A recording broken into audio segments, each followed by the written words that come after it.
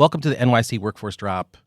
I'm thrilled to be here with Degan Mercado Leopold, Chief Partnerships Officer at New York Jobs CEO Council. Degan's a friend. We're just going to straight up. Degan is a friend. We are in meetings together an awful lot.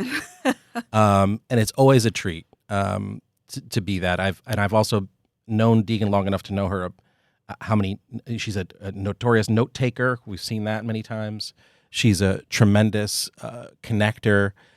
One of the things that you're going to get from this podcast, and one of the things I hope that you, besides all the gems and all of the insight and all of this wonderful, remarkable story that Degan has in her life, and which includes everything that we've referenced in this, some things we've referenced in this podcast before, like imposter syndrome and the impact of COVID and what that has meant to us and how we responded to that, and what is the future of this administration that we're in addition to what is workforce development and how do we find jobs, our first jobs and future jobs. But also, I think there's been a couple of moments during the course of this podcast, which folks will listen to in the next couple of minutes here, hopefully, and thank you for joining us, where Degan has talked about how it is that folks have told her some things about who she is or how she is. Meaning there's going to be some content in this podcast that'll be about, you know what, you need to make yourself a little smaller. We heard that. Mm-hmm. And I'm bringing this up in the intro because I know there are folks who listen who've heard that before, and we all have feels in that. And then also, something about, what were you saying about gratitude and thanks for people? I said I have gotten feedback in the past about over thanking others. And so, but it is my instinct to award credit or acknowledge others because it feels good, and perhaps it's something I've craved most of my life. Some acknowledgement, some thanks. And so you give it away because you feel I give it away because it's deserved. And I think it's the nice, right thing to do. I think I was trained in that way a lot too. It takes a village for sure in any sector. But it's just it was an interesting bit of feedback I was given, right? Like, I will still say we instead of I 9 times out of 10. I have to tell myself to not do that 100% of the time. And I will always acknowledge my colleagues and friends.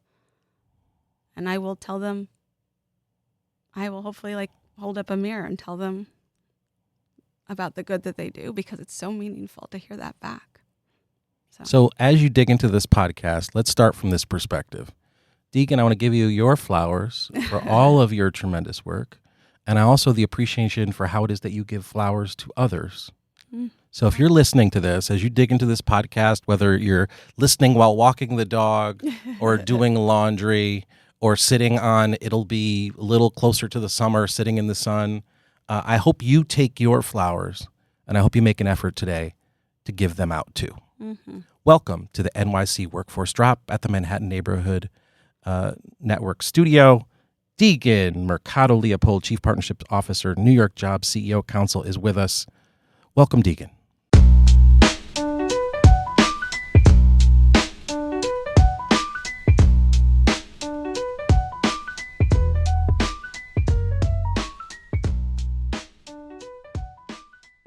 Degan, welcome to the New York City Workforce Drop. Degan, it's nice to see you. Nice to see you. Thanks. By the way, before we started picking up coffee, we're chatting it up. This is your old neighborhood, is that right? This is my old neighborhood. Yeah, I grew up on 43rd and 9th. 43rd, and what was 43rd and 9th like growing up? Oh. Because I think what you told me was, we're on West 38th, Manhattan Neighborhood Network Studios is great. And you said, oh, this is the neighborhood this was the block that I wouldn't go down? Is that what you said? Yeah, I mean, I didn't quite go south of 42nd Street on 9th Avenue. There wasn't much there. It was sort of the mouth of the Lincoln Tunnel, and a lot of homelessness, not a lot of business. So there was really no need, and most of my life was either further south or Upper East Side, where I went to school. So it was not really a place to hang out outside of the building. I grew up in Manhattan Plaza, so it's these two buildings connected by a plaza on the second floor, and so there's a it's like a village within these two buildings of performers, artists, folks that are in the arts. And so there was really no need to leave. There was security and it felt safe. But, this was when Times Square was a lot of XXX stores and when you saw a lot of folks with squeegees, if you remember squeegee men, as folks would call it. And so, it didn't come here. And now it's so different. Like, see all this construction and development. It's amazing. And Hudson Yards. I mean, the whole West Side has... the High Line, like everything is changed. My mom is like a huge High Line volunteer and supporter. Oh, and that's great. They live very close to here. They're now in Penn South, so they're on 28th. Oh, they're in Penn South. So they can I'm see in community. I'm building. a community board 4 rep, so Penn South comes up quite a bit. Well, my mom spent many, many years on our community board and has a lot of relationships with folks from that. Oh, there's a lot to talk about. A lot of people here. I meet are like, "Oh, I know your mom." It's what do they say about her? They're like, "We love your mom," or "She's amazing. She's amazing." The best. And I'm like, so it's we don't have the same last name, so we never have because she kept her maiden name. So you might not know. What's her maiden name? What was her? She's Carmen Matias. Matias. And my maiden name is Mercado. Mercado, right? So we never had the same name. So you could easily not know, but then you find out and you're like, oh, it makes sense. Interesting. I'm so glad you're here. And we're in your old neighborhood here, or somewhat, not exactly. We're in nearby, the non-stomping ground. By the way, when you were walking down the block, did you see the horses? The horse carriages were out. No. On the block right now. This is where one of the horse carriages staging ground is literally up on West, like right here. No. So because you're focused on the podcast itself. I was like, must get to podcast. You referenced. Can I just ask? You referenced. Being in a space with artists, you have a dance background. Yes? Yes. Yes, you could call it that. Tell me about this dance background. When did this begin? How did this go? And I'm bringing this up because there's a fantastic quote there's a piece that Wesleyan wrote about Degan. And I'm going to quote it, but before I do, because it's an amazing thing about how you think about, I think, the world. But I just want to sort of pause here to say you were there studying dance. Is that right? Yeah, dance was... It's funny, my texts this morning were with a parent of my daughter's friend about dance. Is that right? Because they're going to be testing out Joffrey and Alvin Ailey's programs. And I was like, I did those as kids. Oh. I'm really like, who cares that I did that? But dance was such a big part of like who I was growing up. And so I started with ballet when I was really little and went to all of the great New York schools like Joffrey Ballet and then Alvin Ailey and continued throughout high school and went to more of a community ballet school on the Upper East Side, Ballet Academy East.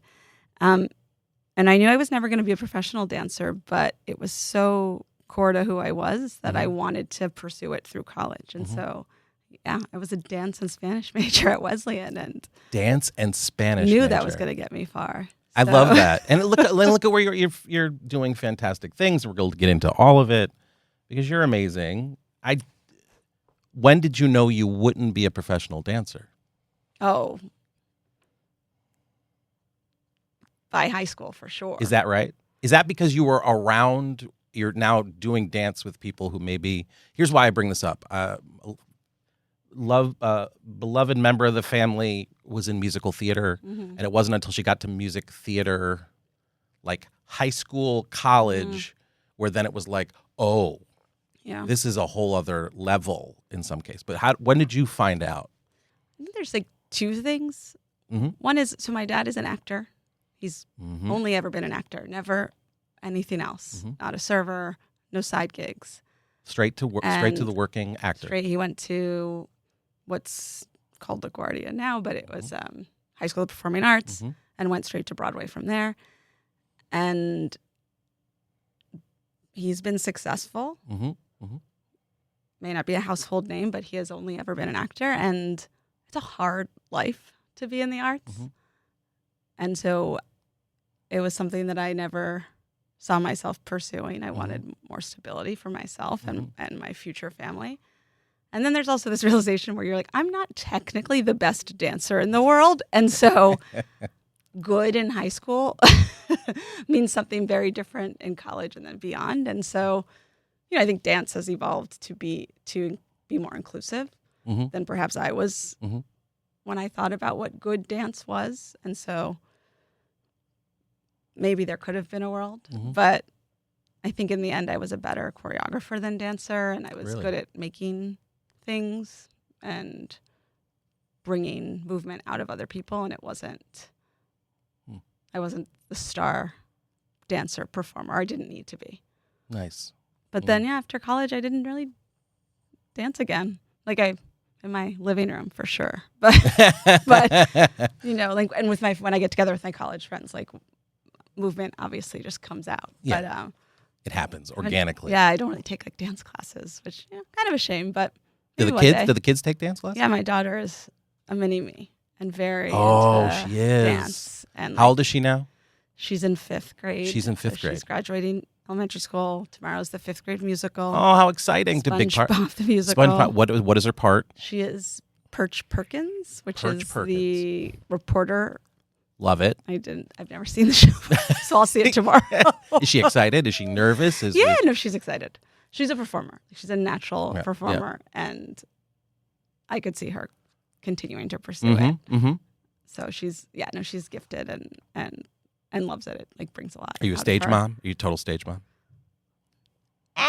Wow, that was a total. I feel like that was a kind of a yes right there. You don't have to say it, but I don't want to put pressure. It has to be her, but I'm also like, could you point your toes a little more? Could you let's not Tighten it forget up. technique. Let's tighten it up a little bit. Technique is the I was foundation. gonna say, mom, because mom knows what she's talking about here.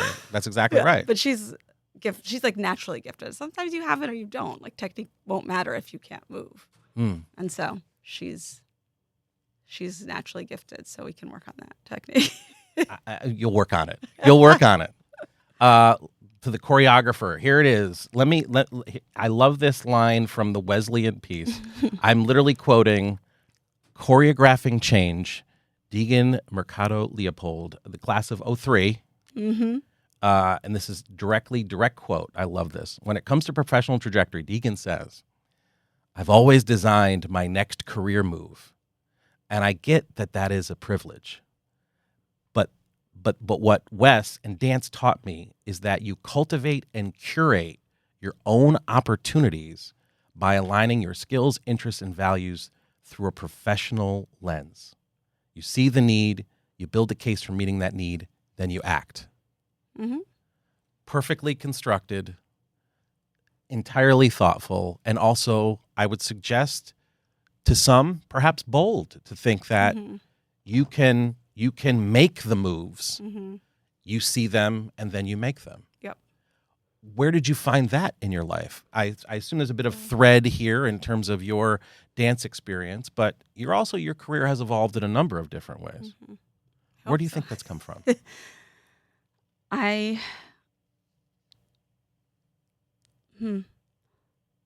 think it's sort of a requirement for me to do work that's meaningful and aligned to my values, and there's certainly privilege in that. Not everyone has that opportunity. I think I learned early on, don't ask what's needed of you, just find the need and fulfill it. And that was very much part of my Bloomberg training. I started as an intern there when I was 18, and I got that job through a connection from babysitting. And so my network opened that door, and I never left. I interned for my whole life. And so I got to see grown-ups that I trusted and admired and that were doing good work in the world, whether it was through business or philanthropy. I got to see how they operate. And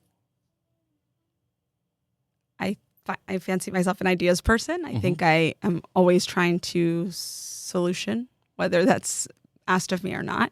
And sometimes the things that will keep me interested are not jobs that exist on paper yet. And so I try to build the case for what could be based on what I think would add value. It has to be grounded in a business need or a business justification. But frankly, if you deliver something that adds value, who's going to tell you no? And so thinking about, and it wasn't always me coming up with what was next. I had mentors who saw things for me that I didn't see. Like diversity recruiting was not in my roadmap. And a mentor said, I'm going to gift you to HR and you're going to start figuring out how to build relationships with the nonprofits we support philanthropically to build a talent pipeline. I was like, really? Well, okay. And that ended up turning into a full diversity recruiting function at Bloomberg that didn't exist. And so again, sometimes it's me seeing a need, sometimes it's someone else seeing my potential and aligning that to a need. But I think one of my greatest skills, which is such an awkward thing to say out loud, but is connecting dots and connecting people. And I think that's just what that is. It's sort of connecting dots. I see a need, I see a business case, I see the who, how, why, where, when, what. And I'm going to present it to you. And then you have no choice but to ask me to carry it forward. Right. And that's sort of just been a common thread, luckily.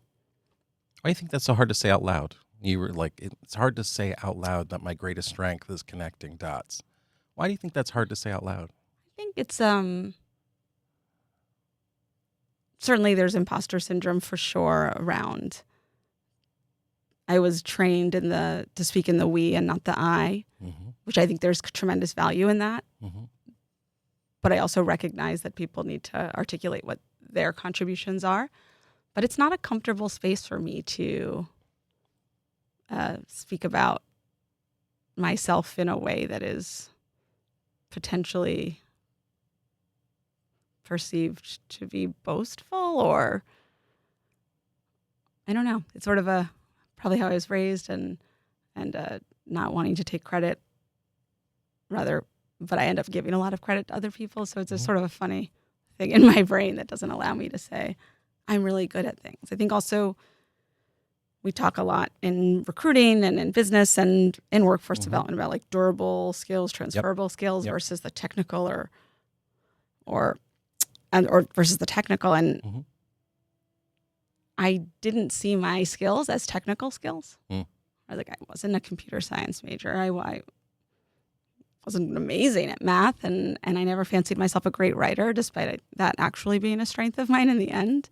But my skills that I could recognize were relationship development and management and cultivation and dot connecting and thinking big and bringing people along for a ride and aligning them around a vision. And I didn't see those as like professional skills.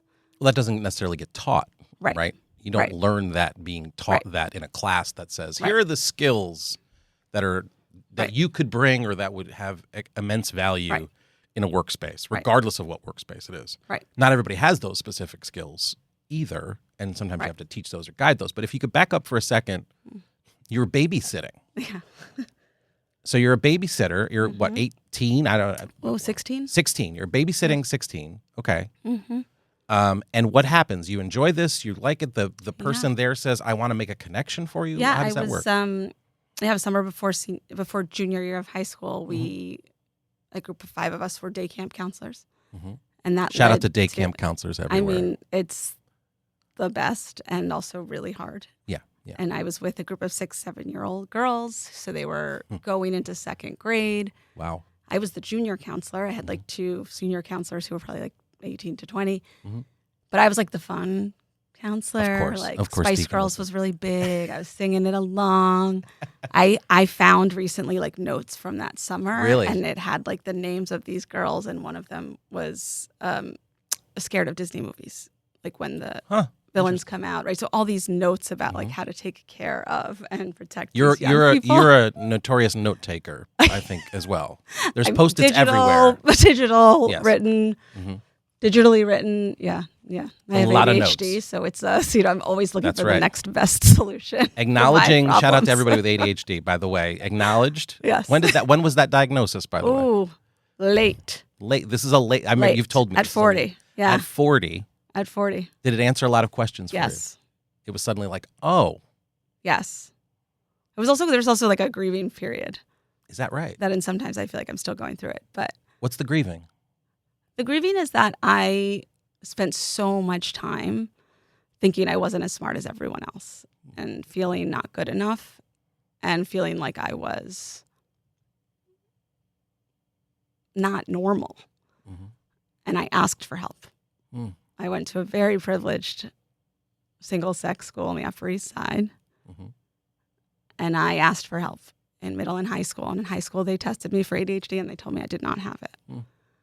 And so I moved on with my life, and I just worked really hard, and I was successful by all standards. I went to good colleges, private institutions, and I got in, and I did well.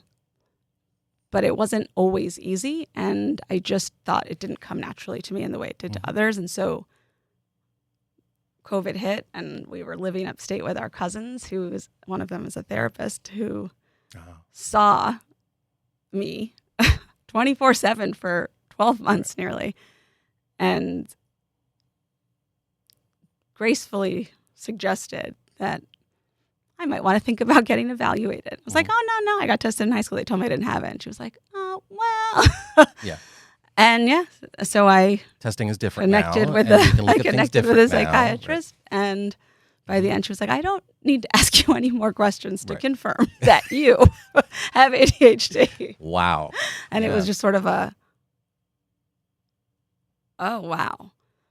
And as I've learned, so now I've soaked up everything I can about ADHD and how it shows up and the noise that is in our heads. And I realize how much that impacted me both academically and professionally. And I'm sad for that.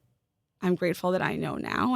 And so that's why I over disclose, because I want others to recognize that it's not a dysfunction within you. It is just a part of who you are. Yeah. And so don't waste your time not knowing how to harness your power and your strengths. And so I feel like, let me tell anybody who will listen so that it can be a more safe space. And I don't want my daughter, who's also now been diagnosed with ADHD, because I was able to recognize it in her. She will not have those first 40 years of her life feeling that way. And I'm so grateful for that. So I appreciate, and this is not the only topic I think you've been particularly public about, health-wise and otherwise, as you have navigated a lot in recent year and plus, I guess now.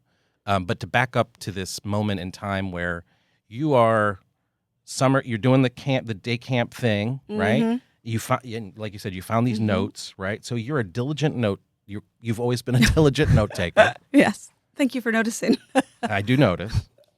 One of my favorite moments, true story, I think one of our first phone calls that you and I had, Zoom, you're in your kitchen counter kind of thing, and we're doing the Zoom, and it's always fun when you do Zooms with people because of their background. Sometimes. Yeah. When people have their fake right? Organizational Soulless. logo. It's always what's really going on? I'm just curious. I mean, I get it. Everybody's, we want to be respectful and comfortable. What I remember was seeing, we're in the kitchen, and I just remember seeing there was a dry erase board. Yes. That said, things you can feed the dog, things you cannot feed the dog. Yes, with lots of misspelled things. Yes. Yes. And I remember grapes being up there, something like that. Yes. And then macadamia nuts also. Macadamia nuts. Who knew? That's right. And midway through our first call, I'm looking at that, and midway through it, you literally you're picking up the dog and you're rocking this beautiful. What's your dog's name? Oscar. Oscar, of course, Oscar. the cockapoo. This beautiful cockapoo. And I just remember you're talking about really hugely important things, what's happening with the partnership, and I'm totally distracted by what the dog can and can't eat. And literally, I just remember midway through, you just picked up the dog and you're rocking the dog. And the dog is literally in love. This is just the adoration in this moment of such the baby. And it's beautiful. But you're to the note taking. You're doing the day camp thing. Yep. You noticed, looking back, taking notes and things like that. How does the connection get made to the next sort of the initial maybe career engagement? So I was doing some babysitting on the side after that summer. Yep. For many of the young people that I had met, and a lot of doors opened for me. I got my prom dress through that. Did you really? Like I was gifted a prom dress Gifted from prom dress. a family that I babysat for that designs bridal and bridesmaids Because these dresses. people must have really enjoyed you. You were the coolest. I'm I guessing. think I was pretty fun. I And was a you were babysitter I would fun. want for my kids for sure. Yeah, that's what it was. And these kids meant a lot to me. Mm-hmm. I love kids. It was really fun, and it was one of the young people's mother was a very senior Mhm. person at Bloomberg LP at the time, and she still is, and she invited me to intern Mhm. on her team. And at the time, I didn't know what Bloomberg LP really was. I don't how did think this get the pitched to average you? New Yorker Yeah, did. like how would you know what You this? know, it was an opportunity to make money and that's learn. it. There it is. And I started the winter break of my freshman year, and I went every winter and summer break throughout college. And during that time period, Mike Bloomberg decided to run for mayor, Mhm. was elected mayor. And so when I graduated, I went straight to city government, which was a awesome experience. But yeah, those relationships really matter, and your network matters. It's about who's going to open that door for you, who's going to answer your call. And so I think that's where the relationship management has always been so important to me. And those people are certainly family. They've known me since I was 16, more than half of my life now. And they gifted me the opportunity to show what I was capable of and to learn what I was capable of and to build skill sets. And yeah, it's been an honor to work for Team Bloomberg. Interesting, by the way, you talk about being gifted opportunities. There's some element of this, I assume, that was earned. As you talked about, you built connections, you had relationships, you have this particular skill set.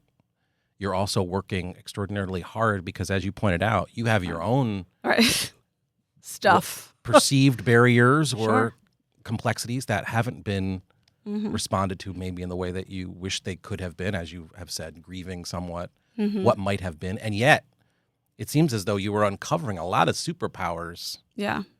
Even though you were feeling perhaps entirely compromised in some ways. Yeah. I remember my it's hard to understand what that feels like, I would guess, and I don't know your experience.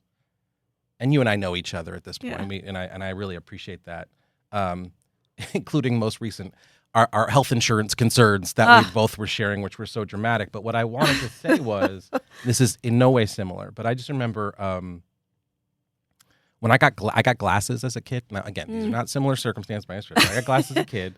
I was in it was middle school when I got glasses, and I remember this. This is what I remember about this. You were that guy. I was that guy.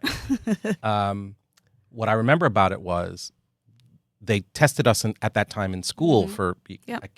So I have a note. They don't even tell you what it is. They just say you have a note that you have to bring to your mother, and they literally the nurse is like, give this to your mother right away. And I'm like, I don't even know what this is. Your life really depends on this. And I give this note to my mother, who I've mentioned in this podcast before, nurse at the time, and she reads it and she's like, oh my God, we have to, Greg, you can't see. And I remember being like, no. I was like, well, I don't know what you mean. So we go get my eyes tested. Everyone doesn't see like this. Yes, I was like, I literally sitting, and I remember going to the eye doctor. My mother's like sitting there. And I'm like, you do that better, worse, same. Can you, and they figure out my glasses prescription. And I remember afterwards, my mother was like, Greg, those letters were so big you couldn't see those. And I was like, Mom, I didn't. You figure out a way to compensate. I compensated, but also I didn't know what wasn't right. Right. Although I guessed I was squinting more than others. Right.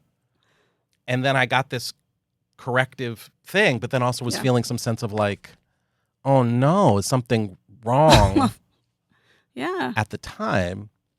Right. And I just bring that up to say we all have circumstances where we need to compensate. Yep. And we all have circumstances where we have deficits. Some find out faster than others. Yep. And then do you honor it, own it, and then what do you do with it? At the same time, how do you work through that complexity? So you're a connector, you're a builder, you're learning all these tremendous skill sets. Maybe you're not identifying that way. You talk about them now as you're being gifted opportunities. It sounds a little bit like you were earning them. Yeah, which maybe sure. relates to some sort of imposter conversations Definitely. pieces, which has come up in this podcast with a lot of high-performing professionals. Well, there's always a sense of gratitude, like even if you did earn it.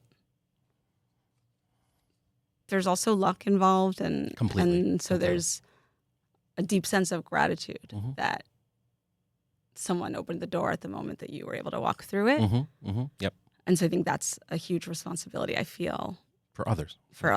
Yeah. Absolutely. And it's like we all have something or multiple things that make us who we are, right? Like add to all of that the fact that I was the only woman of color for all of K through 12 for much of my life until middle and high school. And that was an identity I didn't totally know how to own for a very long time. And so that's like another added layer that adds to the imposter syndrome and the gratitude for opportunity. And another reason I feel a need to like put myself up there as a example, hopefully, to the next generation of talent to say, you be you, and that's good enough. Because I didn't feel like I could. And no one was telling me otherwise because folks didn't know what I was experiencing or imagining or going through. And so I feel the need to be vocal and be myself to the nth degree, whether people like it or not. Growing up, were you perceived as different by those kids? And I bring this up partially because the Puerto Rican experience is so about New York in so many ways, and the culture and the roots and the sense, though, that I know from folks in my life in terms of how they're perceived. Yeah. And some of that is about presentation. Some of that's just about what someone looks like. I don't know where you're from or where you're at. You're different. You're the same. Some people just think of Puerto Rico as another country, by the way, which is its own challenge that we at some point need to figure out how to work our way through, which says a lot about our school system. But how were you perceived growing up? I don't think I knew. Oh, really? Really? But my mom has a memory that is not my memory, but it happened. That in kindergarten, I came home. Oh, this is embarrassing.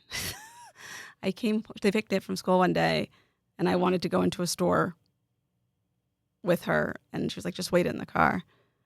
And I said something along the lines of, I hate you because you're brown. Wow.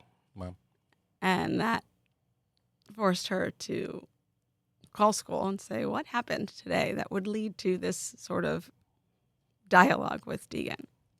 And it had turned out that apparently there was a conversation, as 5-year-olds have, like around difference and diversity.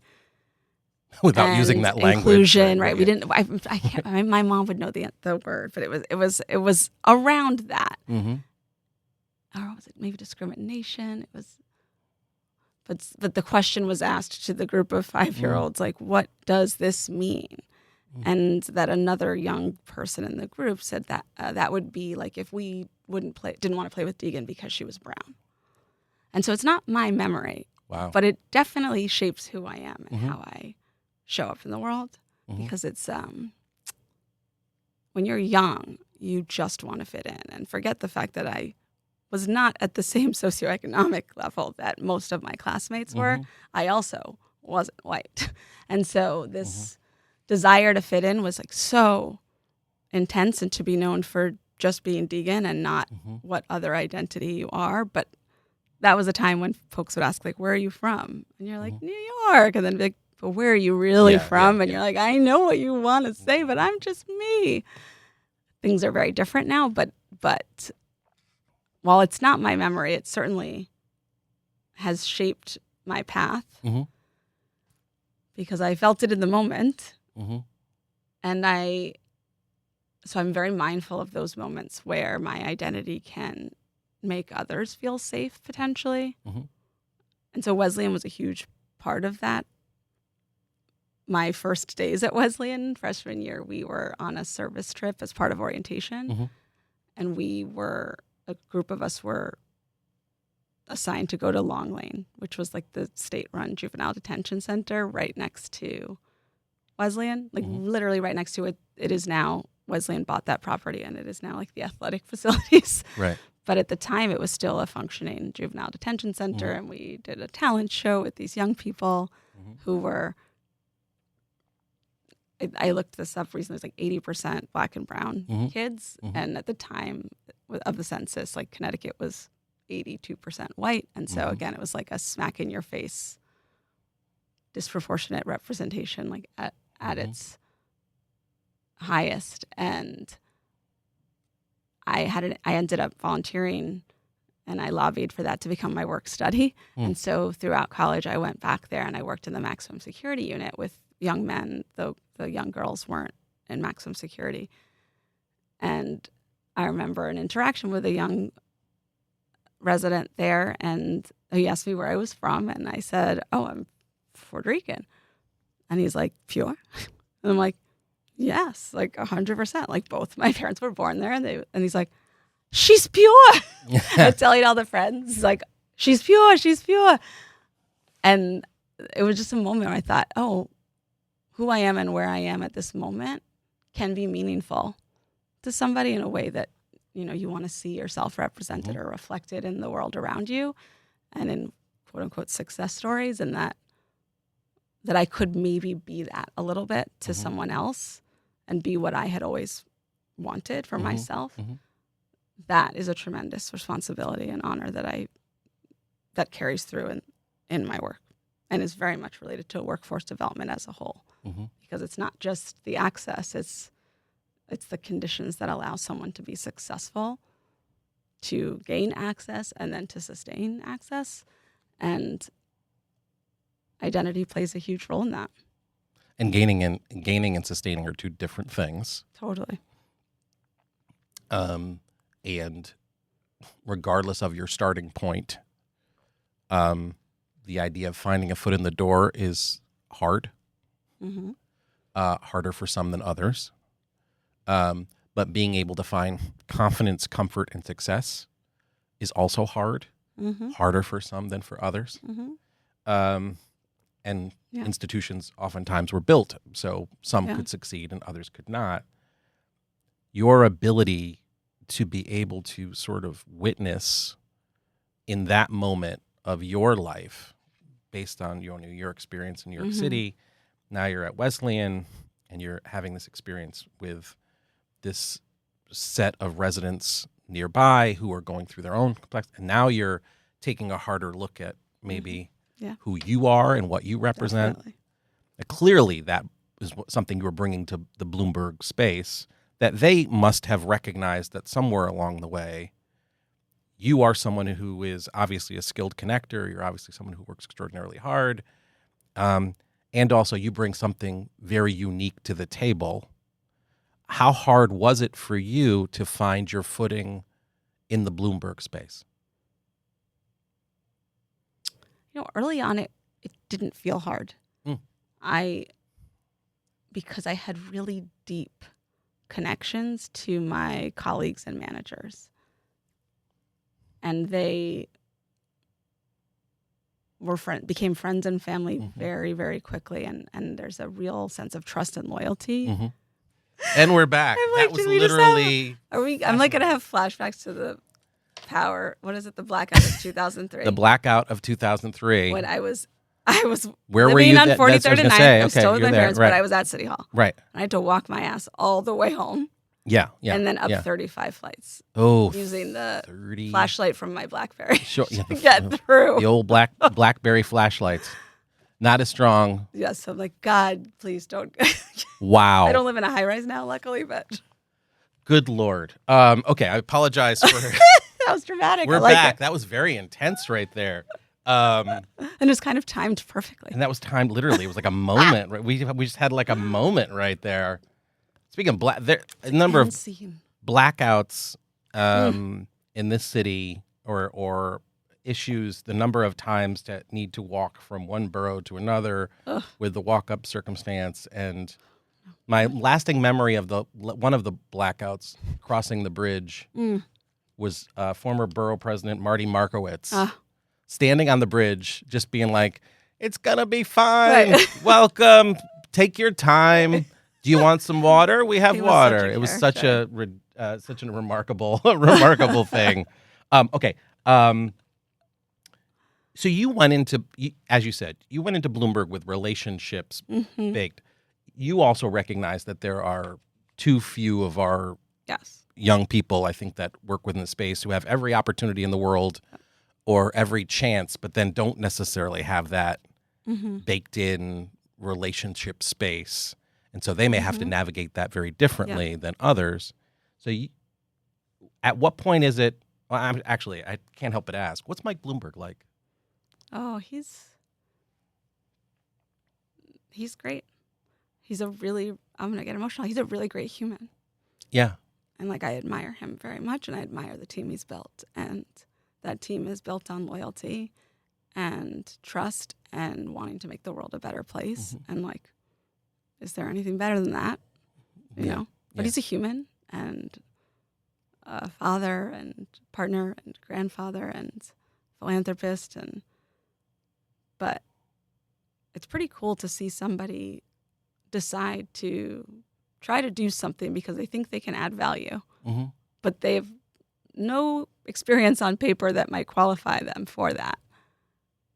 And say what you want about the Bloomberg administration in those years, I think we did a lot of good in New York, even in circumstances that folks at the time didn't think would be good. Smoking ban, right? Like shepherding in the High Line, a lot of economic development. But I think he's a really exemplary leader and trusts his team. And yeah, I feel a lot of like responsibility and gratitude for him, for his legacy. And I'm really proud of I still consider myself part of their team, whether they like it or not. But they're, I think he's great. How'd you feel about the presidential campaign? Oh, that was heartbreaking. I was lucky enough to be invited to take a leave from my job at the time from Bloomberg LP and go work on the campaign. And at the time, it really did feel like a long shot, but it also felt like a now or never opportunity to try to make the world a better place. And knowing what he's capable of in terms of convening really smart, driven leaders with expertise across disciplines. I thought, imagine what the country could look like if we could do that at the federal level. And so it felt like it was about 6 months that we were there. It started like when he announced November and then ending right like the week before COVID shut everything down. But it was a grueling 6 months. My kids were young. So it was, 6-7 days a week of outreach to constituents, building coalitions through like an identity lens, working with people who I had worked with in the past, but also new people who were sort of career political campaign organizers, which like they're their own breed. And it was fun. I think political campaigns are for younger people. It's the truth. Because it's a grind. Because there's the a pace, lot. the sleep, the like socializing. I'm like, oh man, I'm too old for this. But it is a really powerful thing to have a candidate that you so deeply believe in, and that's rare. And not everyone in America knew or understood Mike Bloomberg, but because I had had an up close personal view of his leadership and its impact on me alone, it was another opportunity for me to like translate and connect with other Americans about what I have seen in my personal experiences and how I trust that he will do right by our country. And that's like really meaningful stuff, like to be able to do that. And it didn't go the way we hoped. I learned that national politics can get really ugly and feels less about who will be a great president and more about who can get their sound bites through the noise and who can be destructive with other candidates easier, quicker. And so it just felt a little yucky, for lack of a better term. But it is 6 months that I'll remember forever. Yeah. It was sad. It was sad to see your candidate have to back out, but thanks to American Samoa, we did win. So there you go. You got that one. American Little feather in Samoa. the cap right there. What titles did you have at the Bloomberg place, at Bloomberg shop? What titles under that umbrella did you have? Yeah, so it's funny, and this is also very much cultural to Bloomberg and who he is, but at Bloomberg LP, there are no traditional titles. Yeah, They're sort of like functional titles, like head of this or team leader versus team member. But there isn't that traditional hierarchy that there is in other corporations. And so I've always been confused by that. Like, what does it mean to be an analyst versus an executive director versus a managing director? I'm like, I don't know what that means, and I also don't care. Like, I guess it means maybe you make more money and you have more responsibility, but I carry that with me too, that like, I don't care what your title is. Like, what do you do? What do you care about, and how do you make a difference? But so I think early on, intern was the title that I've always been the most comfortable with. Intern here, intern there. And in some ways, I still feel like a forever intern because an internship is a place where you're learning and growing and building relationships and learning. In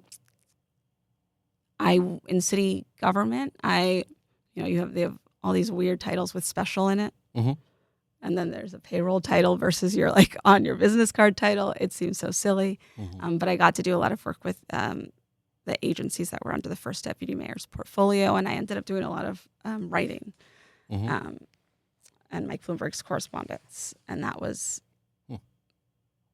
an honor and interesting. And the first time I ever thought, maybe I am a writer. Maybe I am a good writer. Because they're trusting me to do this. So that was, I think, more of the experience in City Hall by like the types of things that I did, not so much the role in which I played, but it was very much like connector, ensuring that the wishes and will and values of the mayor at the time and the deputy mayors were embedded in the things that were happening on the ground, agency by agency. And so I got to work on a lot of like big public art installations, like the gates and the public art funds, waterfalls. There was something called Garden and Transit at the time. So you're like bringing agencies together to talk through like, how are we going to make this happen? Certainly the 9/11 commemoration was a huge part of my experience there. And I was always, I think because of my background as babysitter, I often was in charge of the children that would participate in these big events. So it was like an inauguration and a children's choir. Like I was their person. I was their liaison. So when the gates first opened, there were a bunch of school children there with the artists Christo and John Claude. And with the gates being the and orange they were being unveiled, sort of in Central Park. And like, so they're all there. It's like cover the Daily News, and like my head is there because I'm in charge of the kids. But it was always, I always felt like it was a tremendous responsibility that was given to me to sort of shepherd these individuals who were going to be part of something really big through that moment. And for the 9/11 commemoration, it was the families. And so I worked with a team who would select and prepare the family members who would read the names each September 11th. We would prepare them for the production side of it. And that was a really meaningful, moving experience. And 9/11 happens to be my husband's birthday. And I remember for many, many years, it's like, see you later, because I got to be on site at 5 a.m. For the commemoration. But it's this sense of, it was an honor and a privilege to sort of support family members, honor their loved ones in that way. And so I think of my time in city government as figuring out how to make things work in a world that is so siloed. Mm-hmm.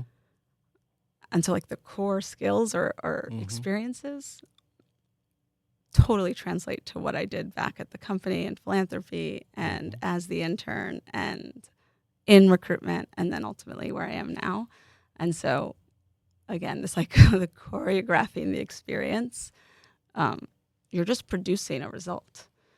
And to do that, you need to produce the experience and the individuals with the diverse subject matter expertise required to get us to that destination. And so only in hindsight do I reflect on that being a skill and a talent that I have. But it definitely is throughout every appointment and experience that I've had. And now you're at the Jobs CEO Council. Yes, the Jobs Council, yep. And the question for you would be, in this, as you have described, if you had to choreograph what the success that you've had thus far and are seeking with the Jobs Council, what that would be in your role in leading strategic partnerships, what do you see as, and again, we'll start from the perspective of the CEO Council has had tremendous success and recognition for what it has brought together, and you as the lead in driving and connecting strategic partnerships have had a significant role in making that.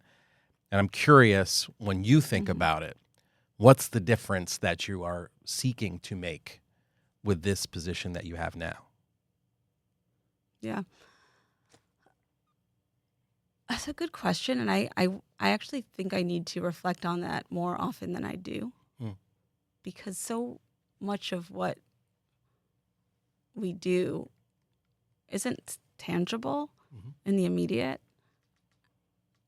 and so I need to remind myself and the team that we are making progress despite not seeing said progress as quickly as you might in another world.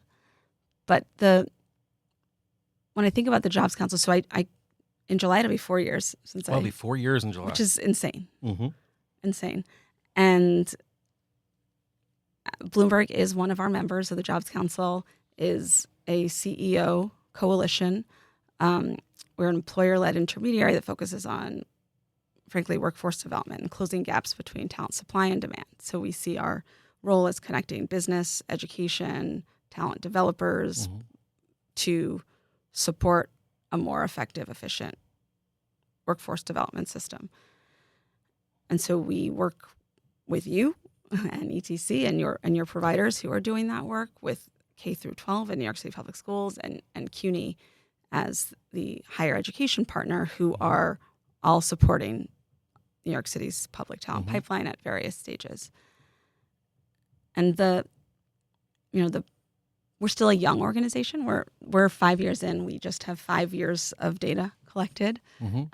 We were founded at a similar time to when COVID hit. It was, I think, just before COVID shut down the world. And so we're still catching up a little bit, but I think the power that we have is the influence of our board. So our board is the CEOs of these large New York City-based companies who in business you could consider competitors, but are at this table together, founded this organization together, and have a deep desire to do good because they know that talent is one of New York's greatest assets. And so it is our opportunity to take that influence and power that they have and do good with it. I think we've made tremendous strides in shifting how employers approach their relationship with CUNY as a early talent pipeline. Because CUNY is tremendous, and not always, I think, by every corporate entity, business partner, et cetera, seen as the gold target. standard, the target, the talent developer that it really is. And I mention that because folks listening to this podcast, you may be aware of that, you may not, depending on where you are in this universe. This is not a slight by any stretch. It's about interpretation, it's about awareness, it's about understanding, and it's about how it is that that perceived judgments versus what is real and beyond. Sorry, I just wanted to highlight that because I know exactly. that could be a trigger for some. Exactly, and I think there's a lot of work happening both in public schools and in CUNY to think about work-based learning, career-connected learning, and giving more meaningful work experience to young people while they're within the, I was going to say walls, but the non-walls of these institutions. And that's hard to do. But, I have my numbers here. We have an amazing head of data strategy. I'm excited about Dr. you Erica releasing some data. Let's do it. I think there is a lot of, I think, slightly sad, depressing news about the state of early career hiring in New York and the country. Not great. The numbers aren't great. And look, hiring hasn't increased significantly with our members. That's right. But a bright light is that hiring of CUNY students has. And let me make sure I say the right number. But we had set so our CEOs had set a collective goal of 100,000 low-income New Yorkers hired into their companies by 2030, and 25,000 of those coming from the CUNY system. And so we are at the 5-year mark, 66% toward our 100,000 goal, and 45% toward the 25K CUNY goal, which is huge. But the exciting stat, which now you're gonna just have to edit this because it's taking me too long to find. We're so not going to edit it because I want everyone listening to just be waiting with bated breath as she flips through her pages. It is literal paper, not an iPad. With notes because I like to write. Scribbled in the margins everywhere. I can see it from where I sit. There's notes everywhere. Got it. Okay. So CUNY internship hires across our member companies are up 46% since our founding. That's huge. That's right. That's a big deal, especially when these internship programs haven't grown significantly. It just shows that the CUNY talent is taking up a greater share. That's right. And they are contenders. They are able to show what they're capable of, and they are staying and working at our member companies and beyond. But I think the beauty of the council was also, it was not just a self-serving talent engine. Our members want New York to benefit from this talent. And so this talent should go off to their friends, families, vendors, supply chain, get good jobs in New York and stay in New York. That's right. That's sort of the focus. And so we try to demystify the process, make sure that everyone has equal access to the information needed to be successful in a recruitment process, champion young people where we can, and champion educators, both in K through 12 and in the CUNY space, who may not have ever been in industry, and help them understand, bring them closer together to what our businesses are saying about talent and the experience, and so that they can better prepare young people for future career success. And how are your employers feeling about our current mayoral administration? When we've talked a little bit about Bloomberg here, Mayor Mamdani is in place. I know there's been some things written about economic development, economic justice. Workforce development is a topic that doesn't come up. We are in circles where it comes up a lot, I think, but it doesn't come up necessarily in other places. I'm wondering how your the corporate partners that you have are feeling about this administration. Well, so part of what I think is so important about our work is that it is seemingly political, but it has to be apolitical, because it doesn't matter who's in office.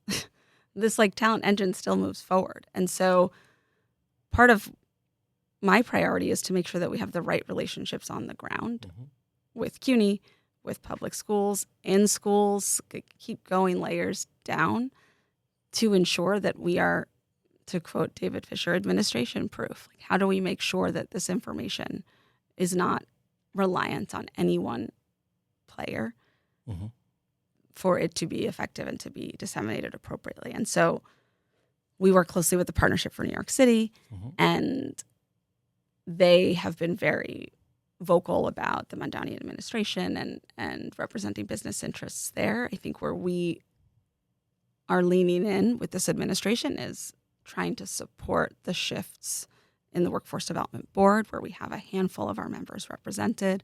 I think it's 8 of our members are reflected across the Workforce Development Board and Council, which is a huge opportunity. We want to make sure their expertise and time are leveraged effectively, but let's not waste that moment where we have these folks at the table to troubleshoot what could be. There's also a lot of advisory boards that members are asked to be on, both at individual campuses or different agencies. And my message to them is, can we stop forming committees and task forces and all just agree that we're working towards this common goal? I don't think that we as a city have put together a comprehensive employer playbook. And so we're still so transactional when it comes to employers. I need you to take 20 more kids in this location at this time for this purpose. And that's not working. Right. And there's 20 different entities reaching out and asking for that as well, And so I think our biggest challenge is, I was thinking about this recently, workforce development has become sort of synonymous with charity. And yet it's just the word for the system that connects talent supply and demand. So, but it's gotten this reputation of being for the other, but it's for everybody. It affects the employees and their children and their friends and family members of our member companies just as much as it does the young person at that school in that community over there. And so it is just the name for a system, and yet there is a sense that it is a charitable endeavor. And that just does a disservice to what's possible. And I think that is an opportunity that we at the Jobs Council need to take advantage of, is rebranding employer engagement as the way things should be. That should be status quo. They're at the table and they're informing. And there's a baton pass. And things need to start moving more seamlessly. But this idea that some, not all, get access to the information or access to the employers, it's like Hunger Games. Oh, I got to that company first, so I got 5 spots. Or I know a guy over there, so he's going to do us a favor and give us 3 apprenticeships. It's no. That's right.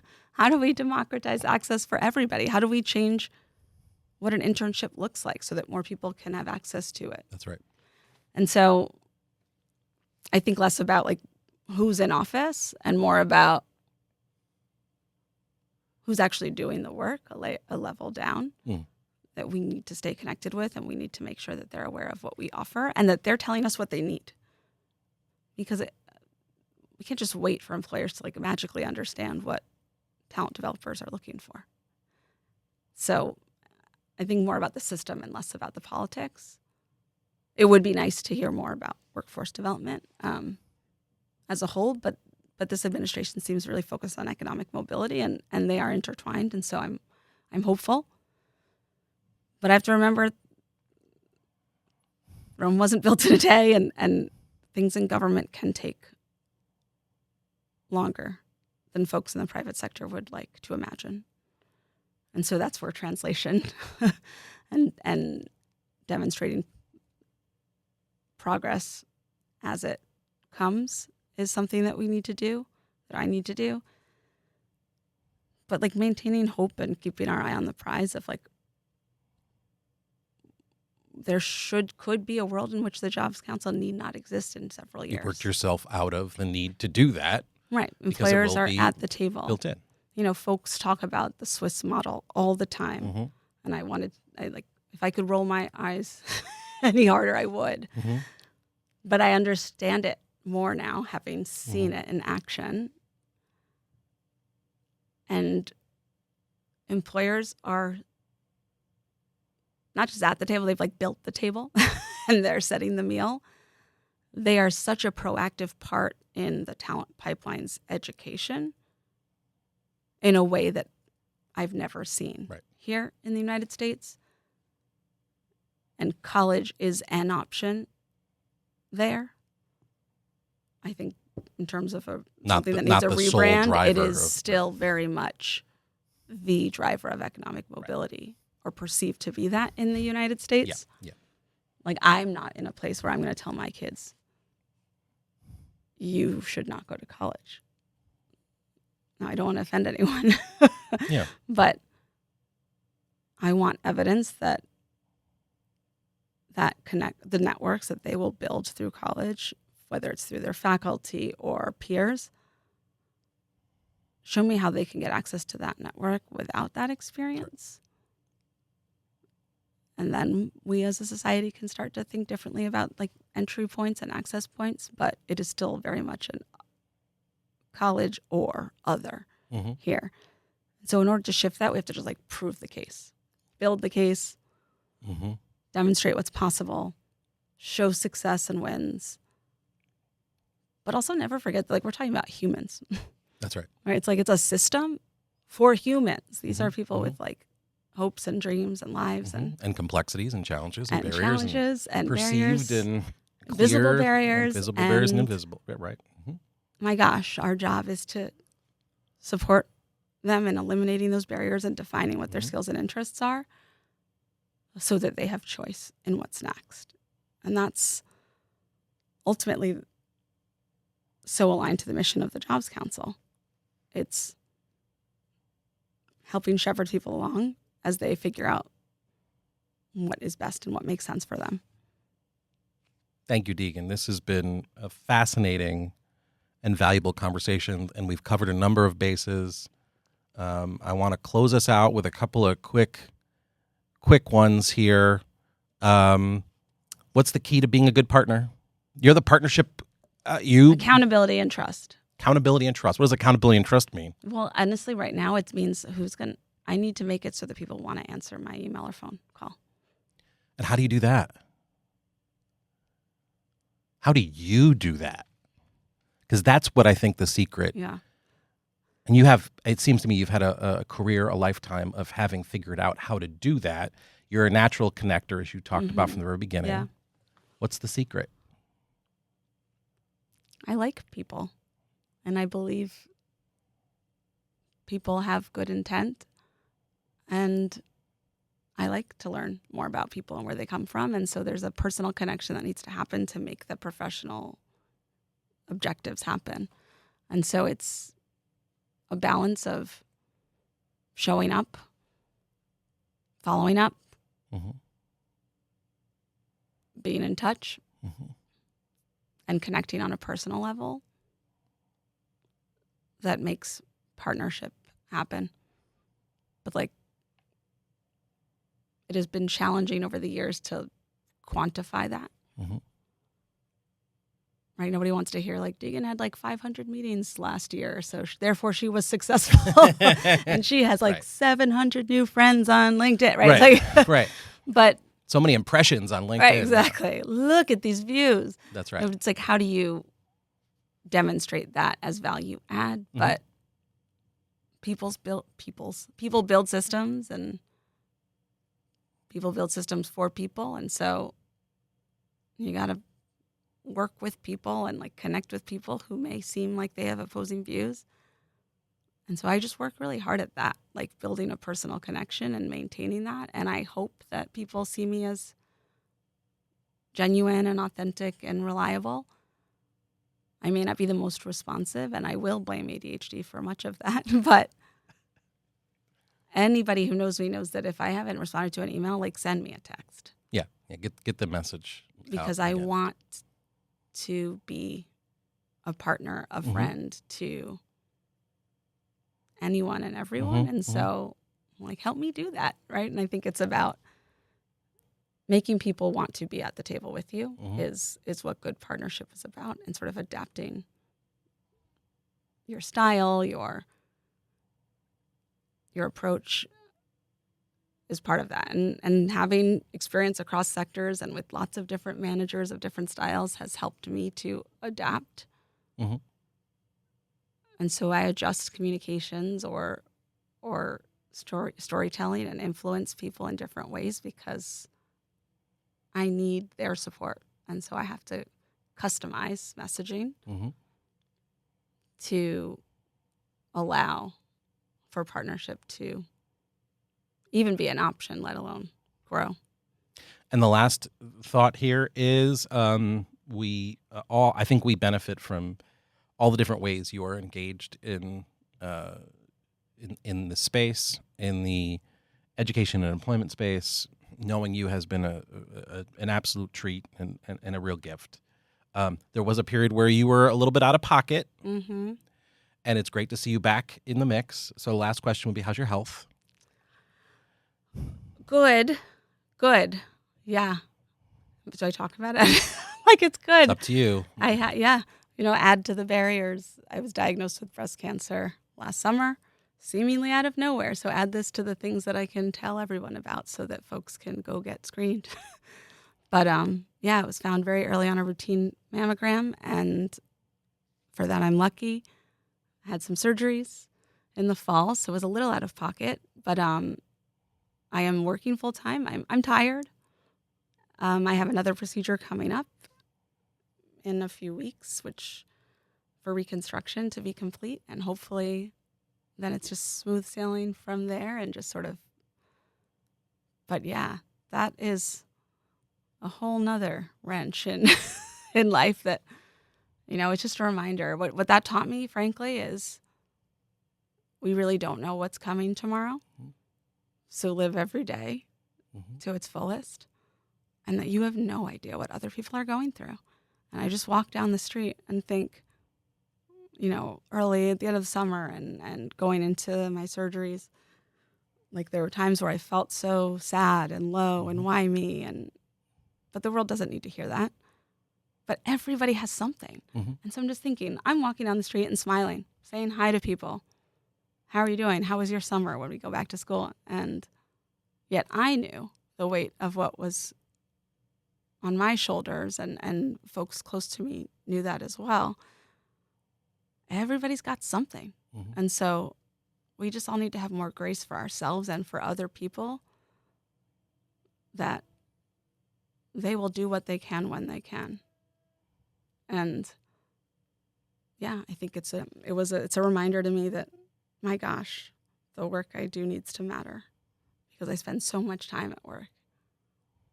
We all do. And so it has to have meaning and align with my values. Otherwise, it's not worth it.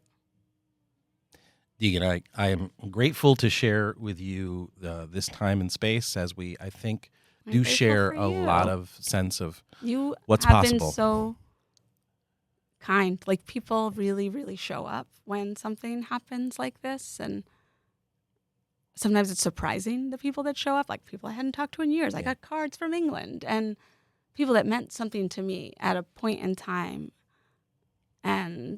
And you always texted and checked in, and you are beloved and kind. And it's one thing that I think is really important, and I think actually this is related to partnership, but also just how I show up. There are many times in my career where I was told,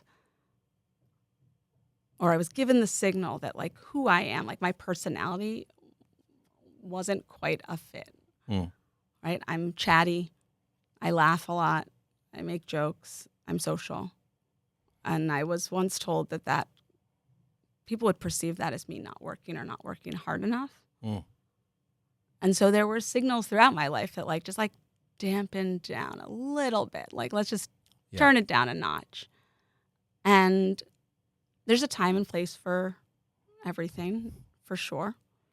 And that's something that young people going into different workspaces need to be able to adjust. And hopefully they'll find a trusted mentor who will help them do that. But my gosh, these relationships that I've made years ago still matter.